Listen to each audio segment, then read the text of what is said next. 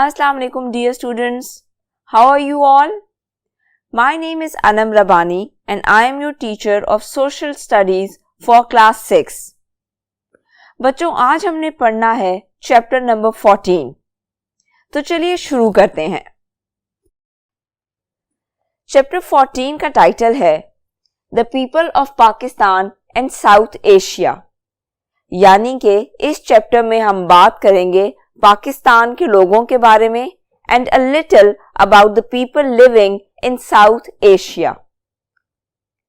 सबसे पहले देख लेते हैं कि पॉपुलेशन क्या होती है. People living in an area like a city और अ कंट्री. यानी कि किसी भी शहर या इलाके या कंट्री में जो लोगों की तादाद होती है उसको हम पॉपुलेशन कहते हैं, यानी कि आबादी. उसके बाद एक वर्ड मेंशन है आपकी बुक में, व्हाट आर सेंसस. बच्चों सेंसस हम कहते हैं मर्दमशुमारी को, यानी कि ये काउंट किया जाता है कि किस साल में कितने आबादी थी, कितने लोग थे. कुछ मुल्कों में सेंसस सिर्फ लोगों के किए जाते हैं, कुछ जगहों पे जानवर भी गिने जाते हैं. There are varied forms of census. किस इलाके में कितनी फैक्ट्रीज हैं, कितने खेत हैं, कितने जानवर हैं, ये सब चीजें भी कभी कभार सेंसस में इंक्लूड की जाती हैं. बहुत से मुल्कों में सेंसस 5 सालों के बाद होते हैं और बहुत से मुल्कों में, बल्कि ज्यादातर मुल्कों में 10 साल के बाद. और पाकिस्तान में भी सेंसस 10 साल के बाद होते हैं. हाँ, ये अलग बात है कि यहाँ पे वेरिड पॉलिटिकल रीजंस की वजह से सेंसस डिले भी हो जाते हैं. लास्ट टाइम पाकिस्तान में जो सेंसस हुए वो थे 2017 में. Now let's talk about statistics. Means of giving information in numbers, charts और graphs. Statistics कहते हैं कि नंबर्स, चार्ट्स या ग्राफ्स की फॉर्म में इंफॉर्मेशन देना, यानी कि इंफॉर्मेशन कलेक्ट करना और उसको नंबर्स की फॉर्म में या स्पेसिफिक ग्राफ्स की फॉर्म में या चार्ट्स की फॉर्म में किसी को देना. Why are statistics important? लेकिन ये क्यों इंपॉर्टेंट होता है कि स्टैटिस्टिक्स ली जाएं?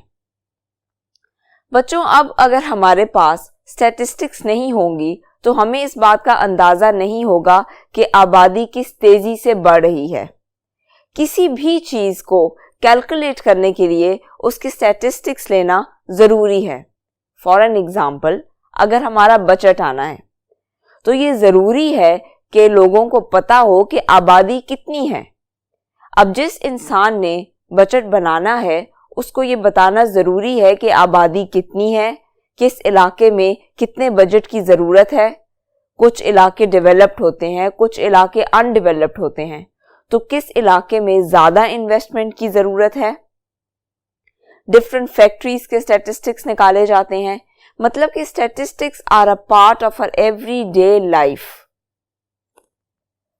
Now coming towards the next heading, that is the people, यानी कि लोग.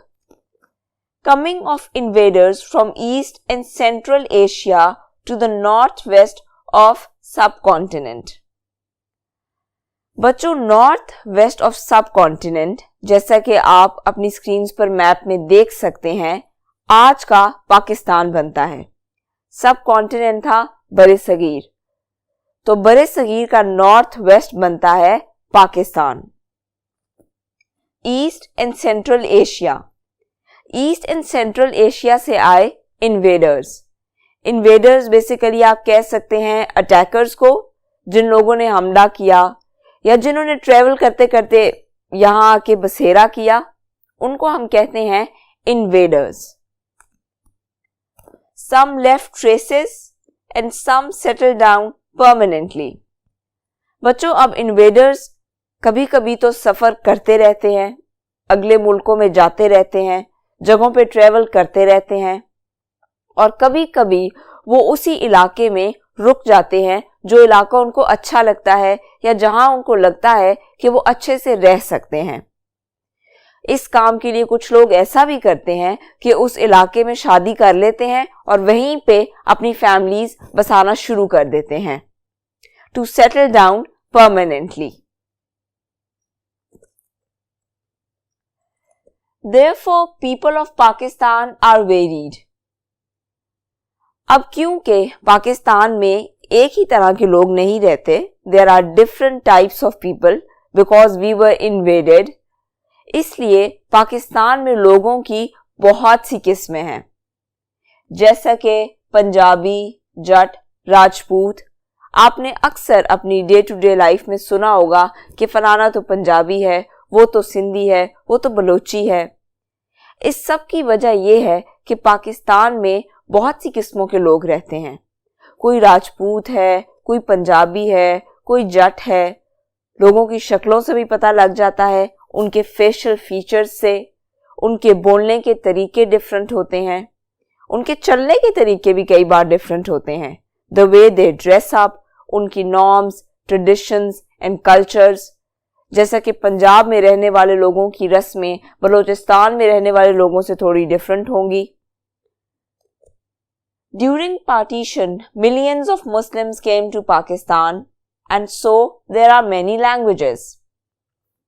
जब पार्टीशन हुई, जब इंडिया और पाकिस्तान अलग अलग हुए, तो बहुत से लोग पाकिस्तान आए। बहुत से लोगों ने पाकिस्तान में ही रहने का फैसला किया। लेकिन इस सब की वजह से पाकिस्तान में वेरीड फॉर्म ऑफ लैंग्वेजेस आ गई, यानी कि जब मुख्तलिफ इलाकों से एक ही इलाके में लोग आ जाएं तो वो मुख्तलिफ लैंग्वेजेस बोलेंगे। उन लैंग्वेजेस के डिफरेंट डायलेक्ट्स होंगे। हर बंदा अपने इलाके की ज़बान बोलेगा। फिर कई बार ऐसा भी होता है कि दो ज़बानें मिक्स होकर एक नई ज़बान बना देती हैं, another language, a new language.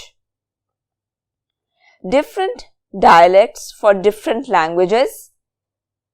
और क्योंकि मुख्तलिफ ज़बानें थी, इसलिए उनके डायलेक्ट्स भी डिफरेंट थे। What is a dialect?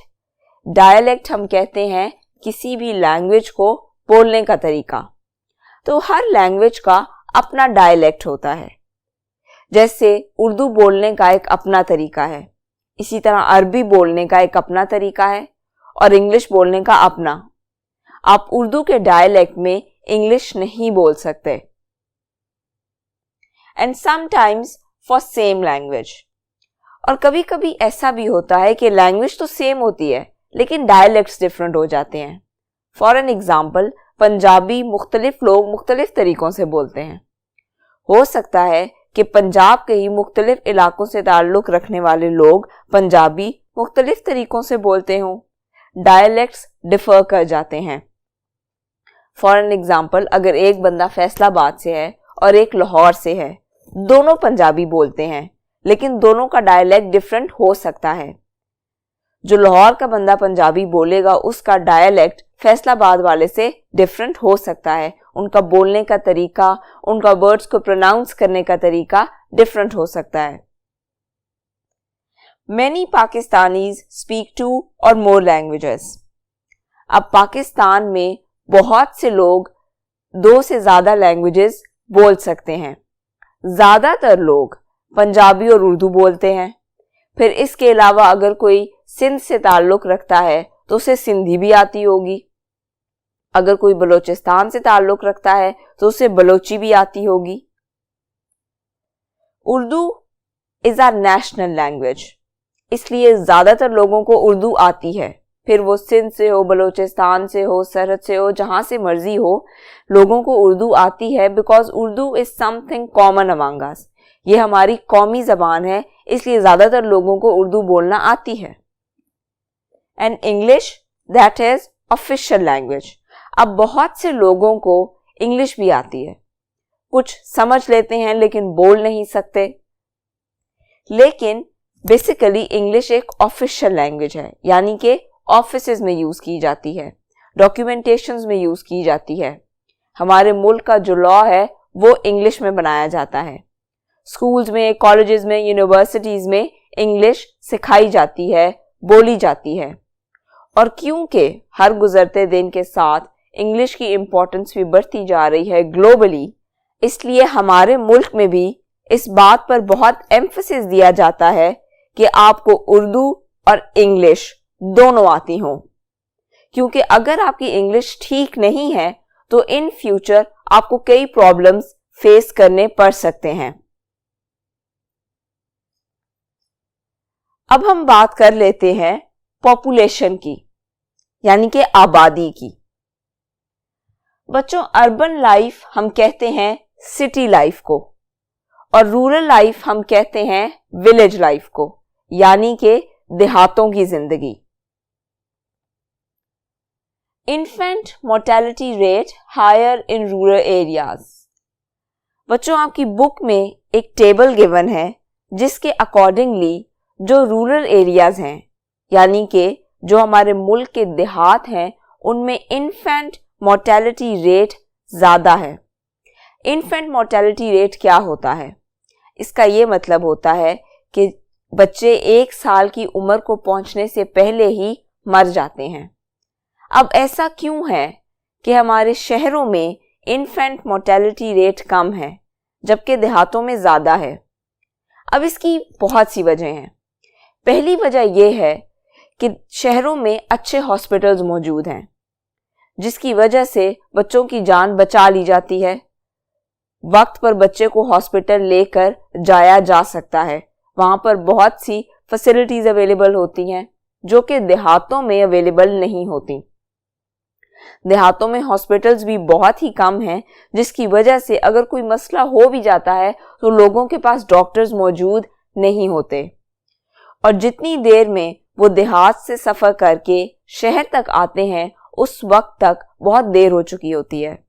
या तो बच्चा मर गया होता है या कोई और नुकसान पहुंच चुका होता है। What happens if birth rate is higher than death rate?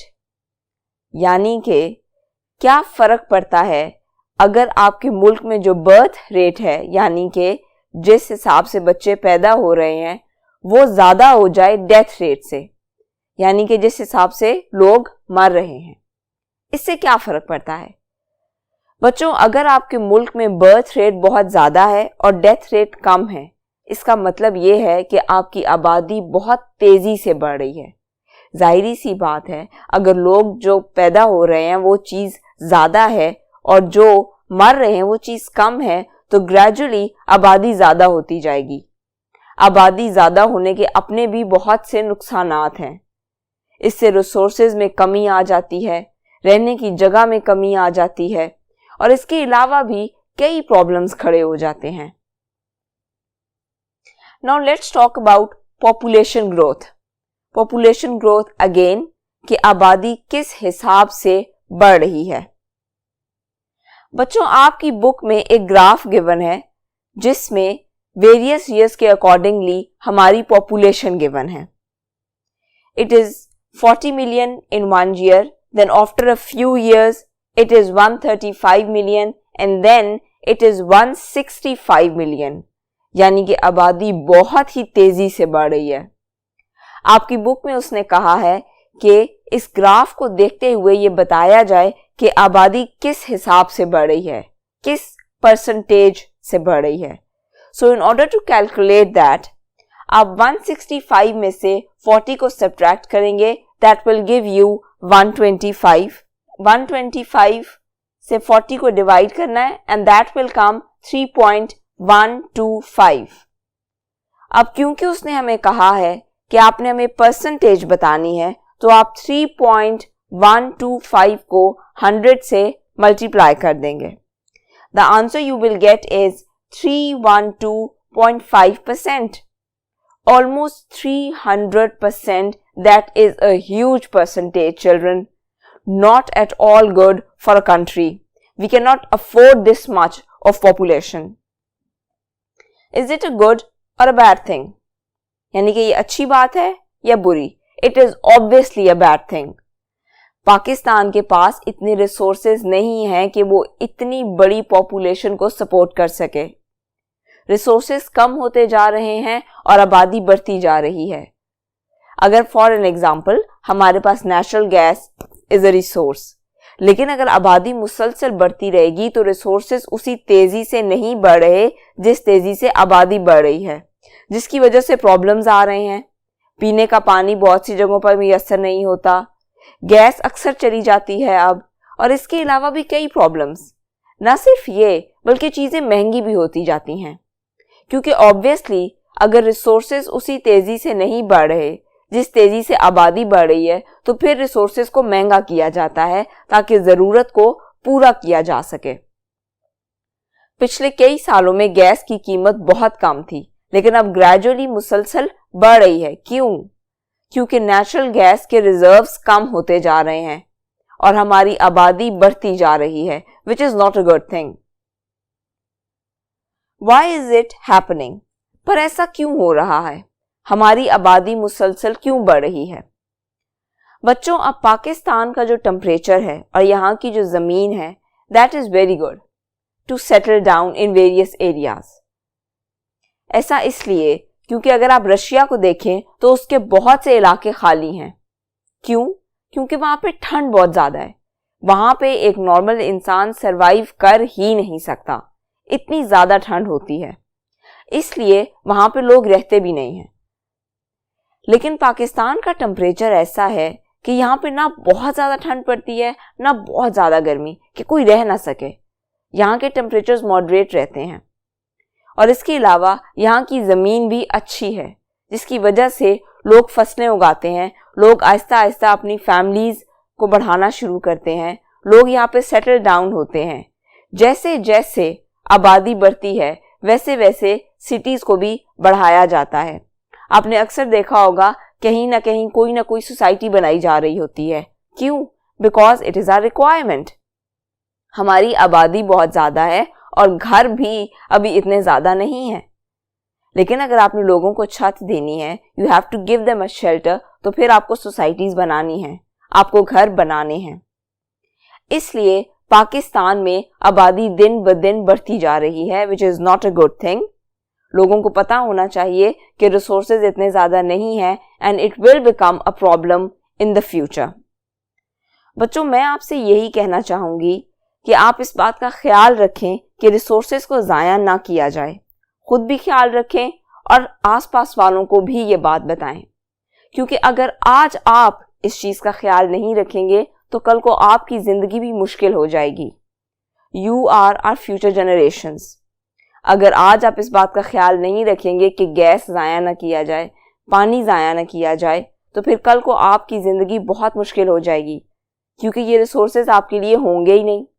तो या तो फिर ये रिसोर्सेज आपको कहीं और से मांगने पड़ेंगे, या फिर ये इतने ज़्यादा महंगे हो जाएंगे कि ऑर्डिनरी लाइफ जीना भी मुश्किल हो जाएगी। I hope you will understand and keep this message in your mind and spread it around as well. अपना बहुत सा ख्याल रखिएगा। अल्लाह हाफिज़।